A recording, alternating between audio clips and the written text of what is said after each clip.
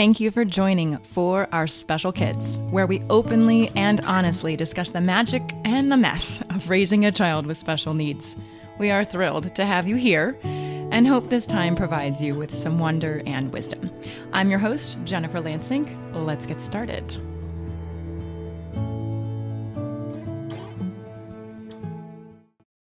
Hello, hello. Before I introduce this episode, I wanted to acknowledge that I got Teal's cold. And boy, can you hear it in my voice. I recorded this episode with Denise Correll before the sinus pressure set in, so you will not have to endure this voice for too much longer. All right. I invited Denise Correll to join us today because of her extensive experience within the special needs educational community. She is the perfect blend of what we talk about here on the show. There's some concrete content, and then there's some woo-woo content. And this episode is a reflection of that mix. So we talk about how to prepare for IEPs, what our parental rights are, and how asking for what we and our children need is imperative to the process. We talk about how to best prepare for the IEP conversation from a more spiritual perspective, but also a concrete planning perspective. I do believe actually that we can send energy into the meeting ahead of time to help manifest the best environment for our children and their teachers and therapists and us. Per usual, I cry and Denise cries. And actually, while I was editing, I cried again, just listening. So that was fun. But the stories we both share are pretty neat and moving. At the end of the conversation, Denise brings up summer and how we can reach out to get assistance and also get a little creative with our approaches to those sometimes dreaded 2.5 months off. So all of our conversation inspired me, and I hope it inspires you as well. I hope you enjoy, and let me know what you think. I am with one of my favorites, Denise Correll. I'll do the quick intro, and then we're just going to jump right into it. So Denise is a psychic medium who has been highly sensitive since she was very young. She's able to connect with the energies present in a person's life, as well as those in spirit. As an empath, Denise deeply feels emotions and often physical symptoms a person may be experiencing. After many years hiding these talents and natural abilities, Denise is so very grateful and thankful to be able to share these gifts and be of service in bringing through messages to help people find and connect with their own inner knowing and light. Denise also co-hosts the podcast Enlightened Empaths, one of my favorites. Prior to fully stepping into this work, however, Denise was a special education teacher for many, many years.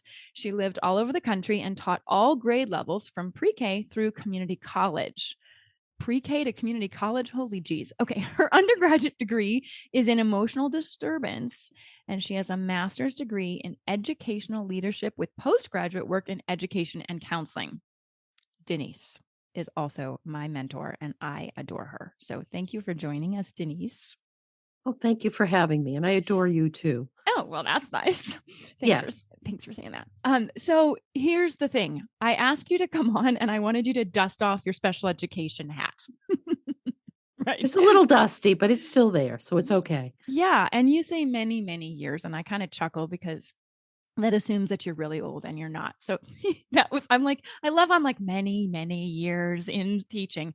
How many years were you in teaching? And tell me a little bit about that experience just to set the stage for our audience. Okay. So I was a special ed teacher for 35 years, but prior to that, I was also I worked in group homes, state hospitals, nursing homes. So I started working on a grant for kids when I was 14 in that field. So that was a big chunk of my life, was working with people who are kind of tucked away from society, or now we would say neurodivergent, or ability challenged, or whatever the words might be. But that was hugely my life for many, many decades. You were 14 working on a grant? Tell me about that.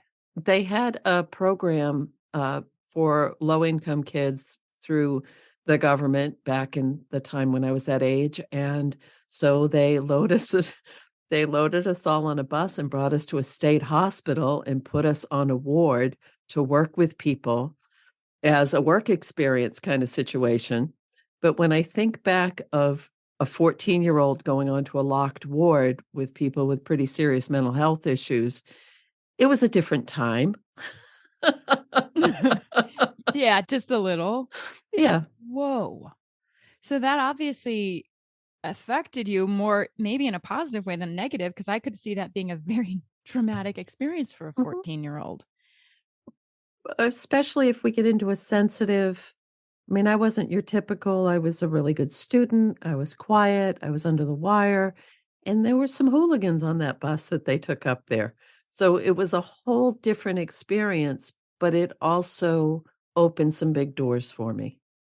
Tell me more about that. What does that mean? Well, in the sense of realizing how fragile people can be and how dismissive some people can be towards people who may not fit the parameters of what's seen as socially acceptable. And I think we've come a long way with that. But back then it was very much, we used to bring everyone on field trips. And that was part of the thing. They would take all of the people off of this from this facility and take them around. That was part of this whole grant that provided the money for the children to go up there and work. And we would go into, oh, we'd go to beaches, we'd go to fast food restaurants, and just to see the reaction of the people was so extreme because it was fear, it was unknown, it was and I think sometimes we still see glimpses of that now, and we've come so far, we've come ridiculously far, but we still haven't quite reached that place that I know we can get to where it's about acceptance of, and Yeah. It's as you say that, I heard a story of a mom who had a child with autism 20 years ago. They told her, just 20 years ago, this was 2000. Oh, you should just put him away. Mhm, I yeah, mean, the listeners can't see my face, but I'm appalled at that statement. And right. yet that's having come a long way. Right. That's, well, the precursor to being on the bus was I have a younger brother who had some now would be neurodivergent. He's fine. He's a grown man. He's functioning member of society, all of those things. But the things, and I think I shared this the last time I was on your show, the things that they said to my mother as far as horrific, limiting, di- so disrespectful to her, but also to my brother, and the impact it has on a familial level is such a huge, huge part of this whole field. Yeah. And I would imagine it's why you kind of went down that road, Mhm. is you saw that there's change that could be had, hopefully. Exactly. Yeah. Yeah. So, first of all, I can't believe you said 35 years. I mean, that seems like ridiculous. You look like you're 35. So, okay, maybe a little older than 35. Thank you. My BS filter just kinda started to bing, bing, bing. I'm sorry. Okay, That's okay. a little older than 35, but I mean, Yeah. you do not look like you spent 35 years teaching and now have done this for many years. So Well, I was young. I good was on young when you. I You started. We'll go started with at that. 14. You started at 14. That still doesn't No, work. but It still no, I doesn't work, Denise. graduated college early, but not that early. All right. Well, sorry. Okay. So one of the things that we chatted about ahead of time was this whole IEP. We're moving into summer, like all of these things. There's like mad emails going around between parents and schools now. Like, when can we schedule this IEP? There's 20 people on an email and we're trying to find one date. I mean, it's a lot of pressure just even trying to schedule an IEP and then trying to figure out, okay, how am I going to mentally, physically, emotionally prepare, spiritually, even prepare for this meeting? So, would you start with, from a teacher's perspective, how how do you or how did you approach the IE process? And then we can, I think, look at how can we as parents be better prepared for that? One of the benefits to having taught at so many different levels and in several states, so I have a pretty diverse outlook on it. It's not limited to I started in one district and stayed the whole time. So there is variance between districts, between schools in specific districts.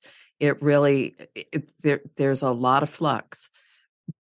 But what I know is some from an educational perspective, I have worked in school settings where the IEP was actually used for the intent of being a tool to mark the progress of the student. And it was truly individualized, and it was about academic and functioning and behavior and a very holistic approach, a very team approach.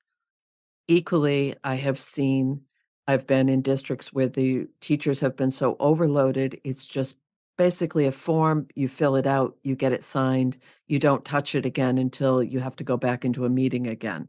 And I think that's never portrayed to parents. That's never portrayed because you're sitting there. And what really influenced me a lot is I did some graduate work at the University of Oregon with Barbara Bateman, who was one of the original law people for special education. She wrote one of the first papers on learning disabilities in 1962. She worked with neurodivergent people in the 50s. She's passed. She passed last year. Incredibly brilliant woman, but I took law classes from her. So I got very versed in the federal and the state laws that support IDEA and all of the other aspects that your listeners are quite familiar with by now. So I think that making it a tool, but one of the things she said is, and I always loved this, she said if she always was a huge advocate of having the student in the meeting so that the focus could stay on the student. She was also a huge advocate of if the student can't be there, have a picture, nice frame picture, put that right on the table so everybody remembers that it's not about hitting a goal. It's not about did they meet this level? Are they how many standard deviations away from the norm? Did we meet the deadline of 30 to 65 days for the initial eval to happen? It's about a human being, and it's about a human being that someone loves very much. That's their baby, and they want the best for them. And I have witnessed many, many times where parents were not invited as a vital part of the team. They were overwhelmed. They felt intimidated. They may not know what questions to ask. And morally, I think that's wrong because it all happens at school. But the reality is the parents know their babies and their children and see behaviors that they may not be seen in a public school setting or a private school setting. I'm fighting back tears. I was a couple minutes ago when you're talking because it's my baby. Mm, And yeah, nobody really wants to hear how far behind a baby is, right? Like nobody really wants right. to hear that. Nobody wants what can come across as criticism, right? Hmm. And that is, as you were just sitting there, I'm like, oh, right, we've got one May 1st. It's coming up. The Yeah. IEP is coming up and I have to prepare. And I think what you mentioned about what Barbara Bateman, you said, Yes. she is spot on. It is about the child. And it's even to take that step further, it is about my baby. Hmm. And maybe if teachers and therapists and everyone who's involved in the IEP process could also remember that it's not just a person, it's oh my gosh, this is this mama's baby. And Right. when mama bear gets a little anxious and maybe gets a little aggressive with her words, this has never happened. I'm not that person. No, I am, obviously. I mean, I get very heated and I want to defend and I try to listen and I try to stay open, but it is my baby that we're talking about and I want the Right. best for her. So it's a interesting dialogue, which is what that picture does, or bringing the child into the actual meeting. And to give you credit, what you're doing now by setting these parameters while your daughter is still in a younger grade, a lower grade, is you're not allowing her to get pulled into the system and just moved along. You're advocating, you're listening, you're making sure the services are provided. Whereas, and there's a different level of parental involvement with an preschool, elementary, early middle school versus middle school, high school, or when someone is transitioned to adult services. There's an odd mix. And I think for me as a mom, it doesn't matter if your child is 7, 17, 27, 37. There is still a part of you, or as a parent, I shouldn't limit that to being a mom, as a caretaker, as someone that you love for a small children, there's a part of you that is always going to be protective and want the best for that person. Yes, And my when mother you included. She would probably beat someone up if they were mean to me. I mean, it doesn't change, and I'm a heck of a lot older than 37, right? It's true. It's just that it's just who we are when we have our babies. And it's funny because she'll still say I'm her baby, and I'm like, "Wah," and I'm like, well, no, I get it now. I am Mhm. still her baby, just like Teal will forever be my baby. Right. Yeah. Well, I just think going into the IEP, because that was your question, and I kind of diverted with that, is taking care of yourself. And if we wanted to go a little woo with that, is get really grounded, take a deep breath.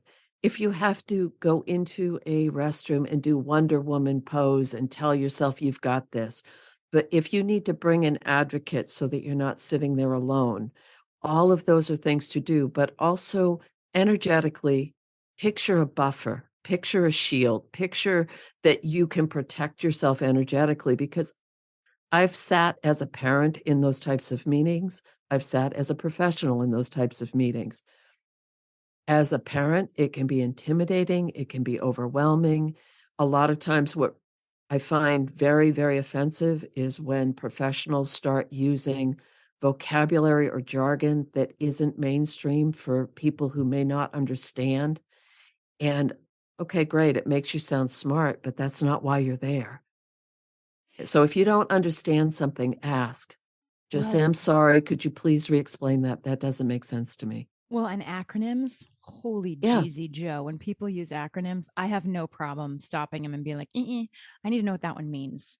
yep, There are so many. I mean, I used to work in clinical research. You want to talk acronyms? Oh, whoa. mhm, And I had to be the naive new person that said, I don't know what that acronym means. But then also across school districts, sometimes, or across clinical trials or companies, acronyms change. It right. like the same acronym can mean something different. So if you're going down one road and you don't understand it, by all means, yeah, ask, ask, ask.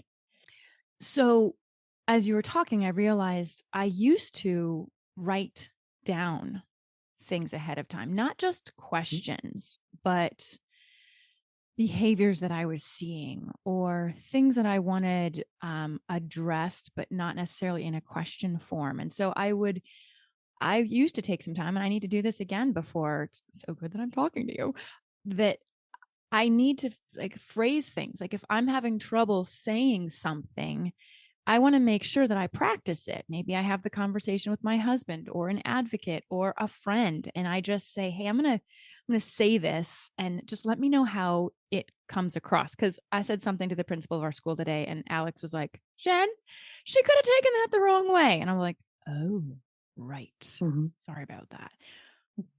But was it just being direct and honest? Well, I mean, that's my nature. But I'll tell you exactly what happened. Teal, for some reason, whatever, when she comes to school, she starts sneezing like a crazy person. And Mhm. she might not sneeze here at home ever. And then they're like, oh, she sneezed 10 times today. And it's true. They're not making that up. And I said to the principal, I don't know, there must be some mold or dust or something in that school system that she just really is bothered by. He literally was like, that probably didn't come across too well. And I was like, oh, all right, I'll have to go apologize. But Well, anyways, okay, I'm not seeing that as a bad one. That wasn't a direct slam on anyone. all No. right. Well, it's kind of a new school. So, anyways, so I was just, I think using words that are kind is probably it's one of your favorite words. I know, like being Yes. kind. Yes. And also, this is, I'm not being a negative Nancy, but if you if they try to gloss over something that you want more information on, bring that conversation back, hook that right back and drag it back in because you're so much and this is one of my I'm very, very passionate about this is how procedural safeguards are brushed over, the parental rights aspect. I have worked in districts where I was there long enough to watch children grow and evolve and get to know the families. And the parents had no clue what their rights were. And that's a federal level. That's not a state level. There are federal guidelines and laws that override anything that's happening at a state level. Can you give us examples? Because there might be a lot that I don't even know, or a place that Sure. we could go to. I mean, I can look at. I'm truthfully, I'm pretty naive with all this, even though she's 6.5. No, but that's good that you're right, and there are so many resources online, and you can find these, but let's just start with the procedural safeguards. These are designed to protect the rights of parents and a child at the same time, and they give families and school systems a lot of ways to resolve disputes because that's another thing that, get the duct tape and zip the mouths is that school districts live in desperate fear in special ed situations that there's going to be a due process case. That's what they fight against. And I'm not saying this in every district, and I am not making that a blanket statement. It's just things I've observed at different parts. And maybe since I've left the profession, that's all magically fixed now. But a lot of confidentiality is huge.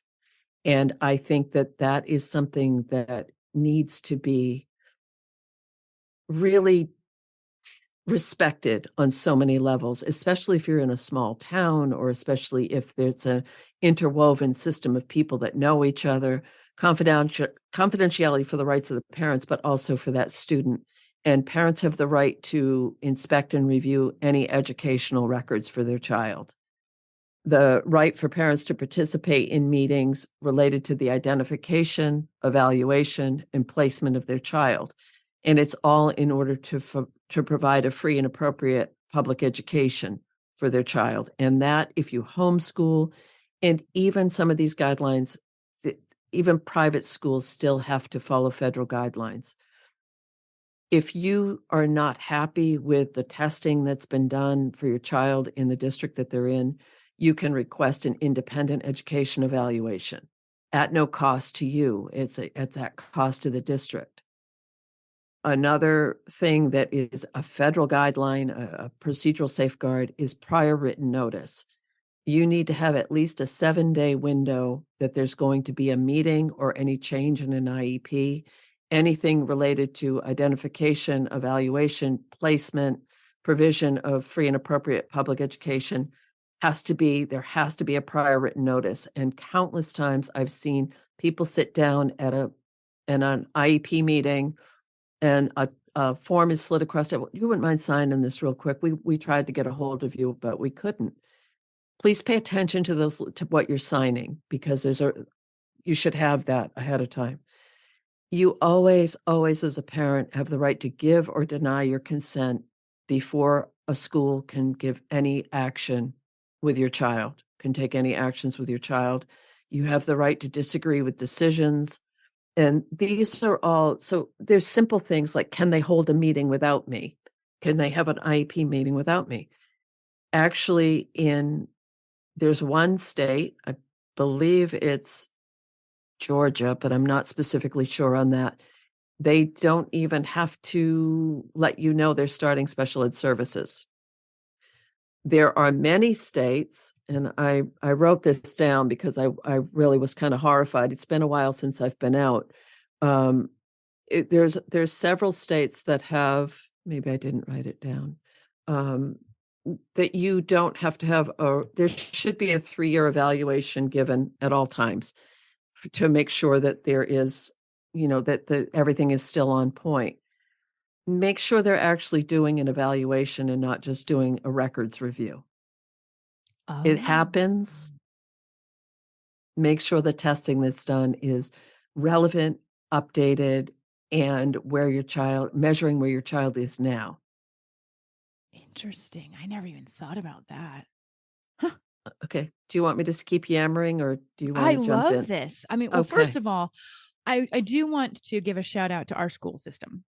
We Mhm. do. I mean, all these things that you're saying, notification, they're always trying to find new ways of helping teal. I mean, we get new services or new equipment like quickly. It's great. So they are really, really wonderful. I mean, to give you an example, I signed up teal for art class on Wednesdays and it's after school. So I was like, okay, no problem.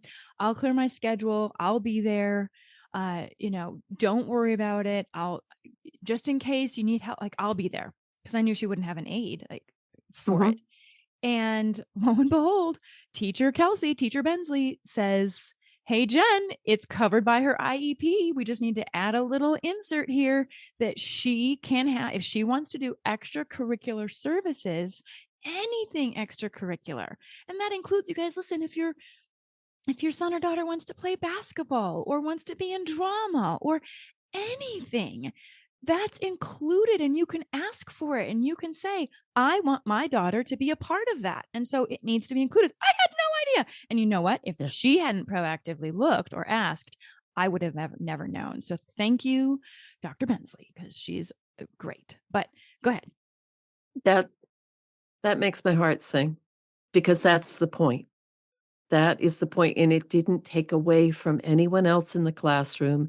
It didn't take away from, uh, anyone else's they weren't being asked to do something else in addition to.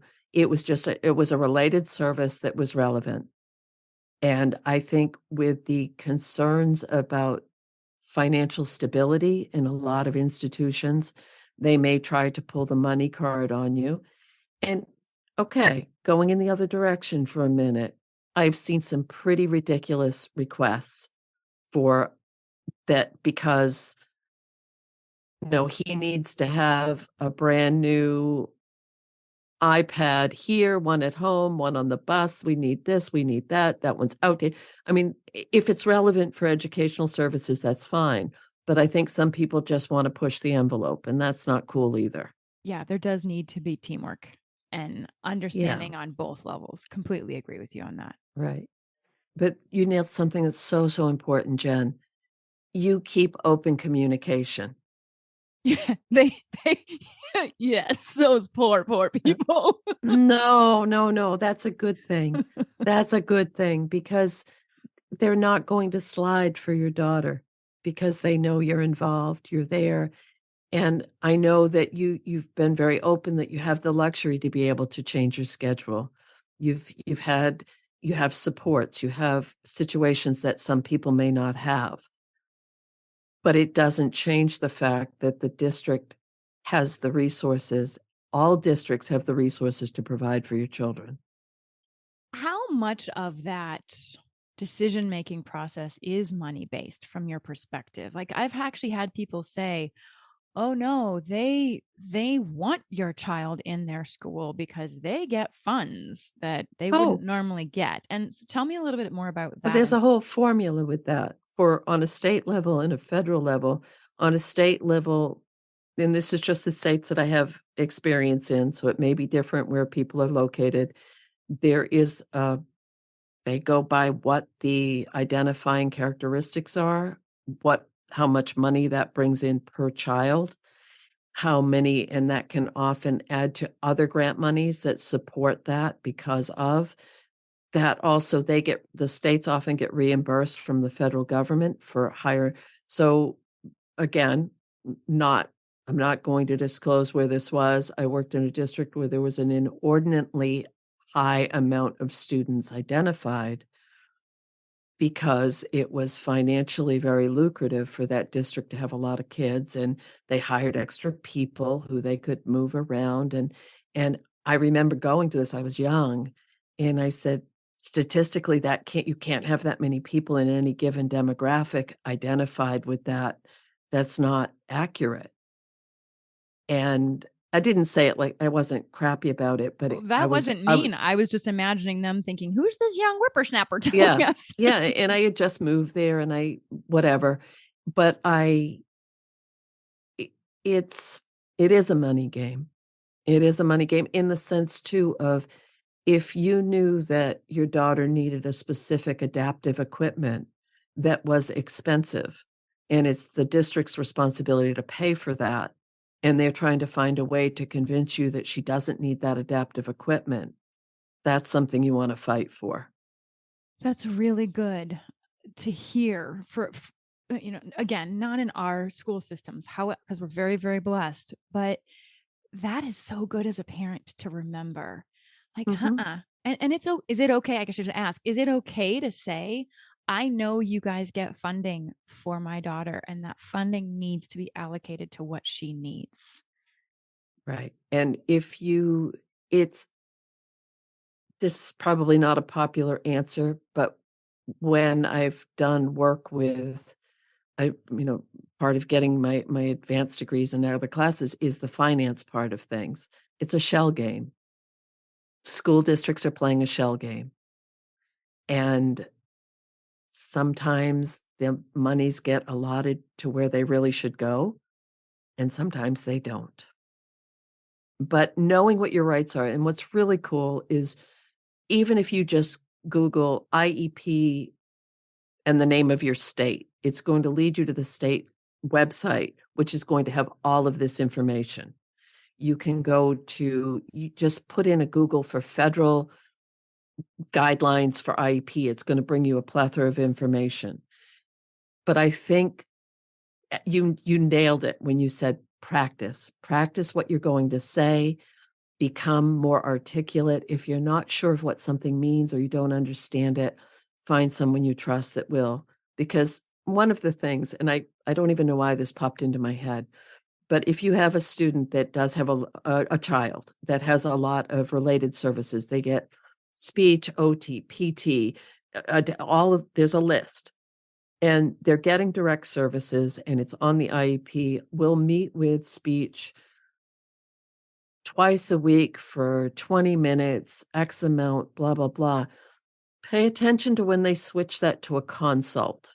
Because at some point when your child, I'm sorry, I keep using the word student, when the child has mastered a certain level and they may say, well, we can't really do much more with the program we have, they're going to switch it to a consult on the IEP. And they may put in there, and this is depending on where your child is, and they'll change it to consult 20 minutes once a month with the special ed teacher or with the classroom teacher. Very hard to document that. Very hard to document that anyone is actually checking in with your child to see if they're still maintaining the goals that the skills that they've learned over time.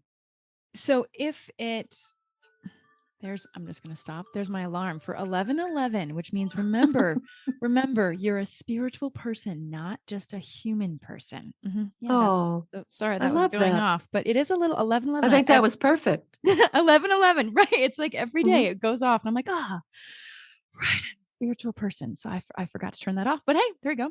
A little Mhm. reminder for everyone: we're spiritual beings. Uh, so if we do see the word consults, what do we do? Ask specifically what that means. Is there any kind of observation of your child? Is there a checklist? Is it just a conversation when the special ed teacher and the speech pathologist are leaving the building on a Friday afternoon? Hey, what's going on? Okay, good. Glad to hear it. Boom, check it off the list. We're done. And I'm not saying that's common practice, but make sure you understand what's involved with a consult so that it's not impacting your child's services. And as you were talking, I realized you can also ask to be in that consult.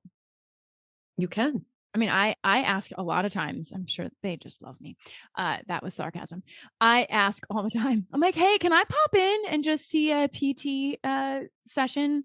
Hey, can I pop in and see Mhm. when OT's in there working with her? I just want to watch. And they're open to that. Yeah, Okay. So that huge indicator that you're in a great district. Huge. we are. Shout out to Tahoe. Don't move Yeah. here. No, I'm kidding.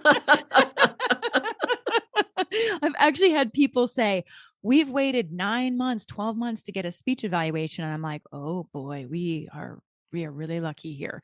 It's also second home income. Mhm. Tahoe, in other districts, they don't have as much money. We have second home income here. So Right. our school is really blessed. I mean, they are wonderful. So shout out to them again. But I Yeah. think it's so important for us to know, like you said, our rights and what we can ask for. And heck, this is a sales concept. It's okay to get a no. Yes. Just ask. If they say Right. no, ask again in a different way. And as far as so initial IEPs, if you want your child and they've changed that, most states it's 30, 45, or 60 days. And make sure I sound like bossy boots, but some districts are going to call that 60 days on a calendar. Some are going to call it 60 school days, which changes the whole dynamic and the timeline.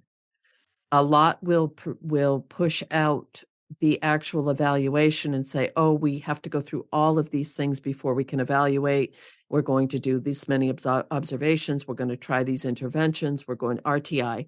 We're going to do that stuff," which is okay, but make sure that if once you sign that paper that says, "I agree to this initial evaluation," the clock starts ticking. And if it's the district's responsibility to make sure those evaluations are done within that window of time. I was going back in my head to that first evaluation of Teal. I was mortified. Yeah. And I actually can feel it in my heart right now. I just went right back there. I remember walking in. I remember yelling at my husband because we were going to be late and I didn't want to be late. And oh, it is. It's a lot of energy. It's Mhm. a lot of heaviness and Yeah.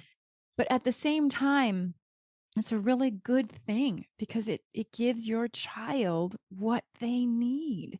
And so Right. if we can look differently at IEPs, it's not about criticizing your child. It's not about telling you how horrible you are as a parent because your child's not doing math like they should be. And it's not about that. It's really if we can all approach it from, okay, we're a team and this is for the benefit of my baby and Yeah. it will give me or her or him opportunities that he or she might never have gotten if we didn't get to this process of having an IEP. Right. And seeing the individual. I heard the coolest thing recently that this man was speaking, an older man, and he had lots of gibberish after his name. And he said so many parents feel like they're the engineer of their child's life. They feel like they have to, and it's their responsibility and they have to make sure and they take it. And it cracked me right up because he said, "You're not that important. You're the steward. You're here to help them navigate the life they came here to live. And they're going to have strengths and weaknesses and they're going to fall down. And it's not about you." And I was kind of taken aback because I'm really good at making it all my fault. I think a lot of us are. Or that did I do, could I, should I, would I, did I? And when you look at it from that perspective of how much, and I've said this to dozens and dozens of parents over the years, how much strength it takes for that little person to go in with potential challenges or differences and navigate a world that is not set up for them. It's pretty damn impressive. Mm-hmm. It really is. And I think advocating is great, not getting bulldozed is great, but also the reality is it hurts. It hurts when you see those numbers on a page or that you you look around and you see what a peer group may be doing, or you see what other parents are discussing milestones that your child isn't quite ready for yet. That's painful Mm-hmm. and it's sad. Yeah, it is. It's hard. And yet, I do believe that Teal chose this life. 100%. And there is a light, there is an essence, there is a vibrancy that, and maybe because I was so many years in that world, that you only see in people that are just looking at the world from a different perspective. And I think they're here to help. I really in my soul do. Oh, no doubt. Yeah. No doubt. They're here to raise the consciousness of humanity. Mhm. That's why they're here. Right. And it's why we're seeing more diagnoses, right? I put that in quotes. No, they're choosing to come in this way to say, hey, Jen, you don't need to blabber off the handle all the time on your mouth to talk to people. You can use telepathy. You can Right. send energy. You don't have to be in someone's presence to have them feel you. I mean, Teal just, I say magically, just does this. She Yeah. just exudes this, and it's her job. And I do believe what you said. All of these children, it is their purpose in this world to elevate us. It's not our job to elevate them. They're here to Exactly. elevate us. Yeah. We're the ones that are stuck in the mud down here. They're the ones that are flying high energetically and being like, dude, I do not know why you are freaking out about traffic right now. It doesn't matter. Figure out what's important, mom, Right. dad. This is Right. not it. The drudgery that you're living in. And the find I'm going back to IEPs just for a second of always, always bring it back to the strengths. Please always bring it back to the strengths. And it may be something that a milestone for your child. Maybe they don't understand what a big deal that is or what a big step or what that is, but it doesn't matter because finding that in your person, in your little in whoever, we all want that. We all want to be seen for doing a good job, that we're trying, that we're stepping up, but when and that I respect and understand that districts are held to certain parameters with needing to reach educational timelines and guidelines. But if you do have a child on an IEP, push the envelope to make sure that they're meeting all of your child's needs, not just the ones that they can check off a box. That's a huge one. And it's hard because they all have to be measurable goals. Well, Mhm. how do you measure some of these things? Right. When they say, oh, is she socially da da da da da? It's like, well, okay, how do you really measure that? I mean, I guess eye contact. Oh, we took a video and watched how much she looked up at the teacher. Right? I mean, I'll tell you, we went to the science fair last week, and I haven't talked about this. It hit me like, oh, you have to share this with people. For the first time in my life as a mom, I couldn't find my daughter. She had two friends with her. The last time I looked down, she was at a table doing some science stuff with two friends. And all of a sudden, they walked off and they went somewhere. And my daughter walked off with her friends. Yeah. It was amazing. I bawled my eyes out. And all the parents are like, what's wrong? I'm like, I can't find Teal. It's fantastic. It was this very weird thing. But what I'm saying is that was a social milestone for her that is not expressed in her IEP, right? There's no one going to say, like, oh, she checked that box. No, but that is more important and vital and rich and perfect than any damn box that's gonna be checked. I know. And That is she had friends to take off with and do age-appropriate stuff. I know, Beautiful, like beautiful, beautiful. ditching their parents. And I'm so glad you were there to experience Oh, that. me too. Me too. And I guess maybe that's just to kind of tie a bow on that is that more important than math and numbers? No, but at the same time, I believe that math and numbers will come. We'll Yes. we'll get there. I mean, she's gonna need to know how much that Gucci bag costs someday, right? Or why the business class tickets are so expensive. Like she's gonna need to know those. But it's right now that social milestone was just a magical moment for me. So yeah, And one that you couldn't have even perceived a year ago. I couldn't have perceived that 6 months ago. Yeah. Yeah.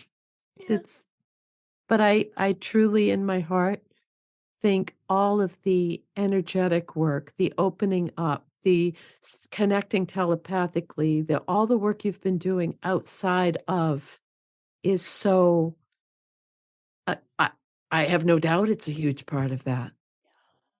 Yeah. So let's go there for just for our ending because we only have a few more minutes here with you. By the way, I love you.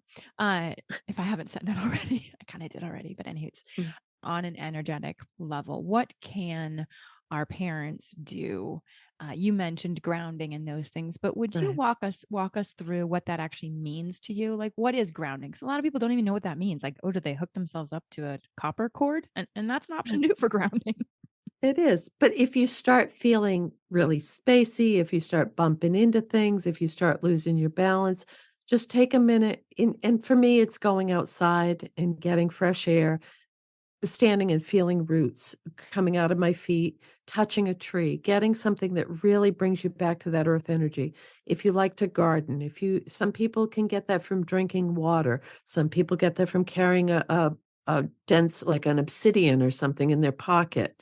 Uh, Before we leave, I just want to touch real quickly on, you had mentioned it earlier, the transition time of going into summer with, there's extended school year program, there's all of those things. And I thought about, what about if that's not an option? And what I came up with was, you do what you do with any child. You go to the library, you go to the rec center, you swim in the river, you finger paint, you go to the movies and watch movies you don't want to see. But I think when you have a child that has extra needs, desires, cares, whatever, it means finding a network of like-minded people who might be able to give you some respite from time to time and say, would Tia like to join us? We're going to the movies.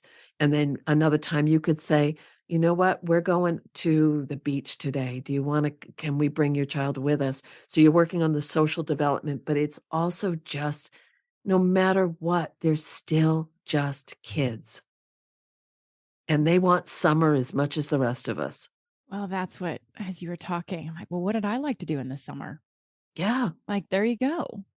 I mean, Yeah. that's what I need to do with teal, or find someone. If I have to work, find someone that can do it with teal. Right. And And, if you have, eh, uh, if you live by where there's a teachers college, there are teachers in training or special ed, or if there is there's usually camps that are if you want your child to be in a specific camp, usually the waiting lists are quite significant, but you can get in. There's a lot of interconnected schools. I taught at a preschool in Corvallis, Oregon, 100 years ago. And what I loved is that model it was half identified and half not. And the little kids didn't know the difference. They don't care. 3 to 5, they don't care. no, But they all did all of the activities together. They all had equal access. They all had that. And that's what we're talking about with the IEP, with the programming, with the transition to summer, is equal access to quality of life. that's a human right. Yeah. A So sorry human. for the rant. No, it was a great rant and a very appropriate, because we were going to talk about summer and then I just took us all into the IEP road. So I think that's something that over the next couple of weeks, I'll start figuring out, like, okay, how do we talk about summer as a family? But what you're saying is just approach it like a normal family, just a family. Yes. And if you need supports,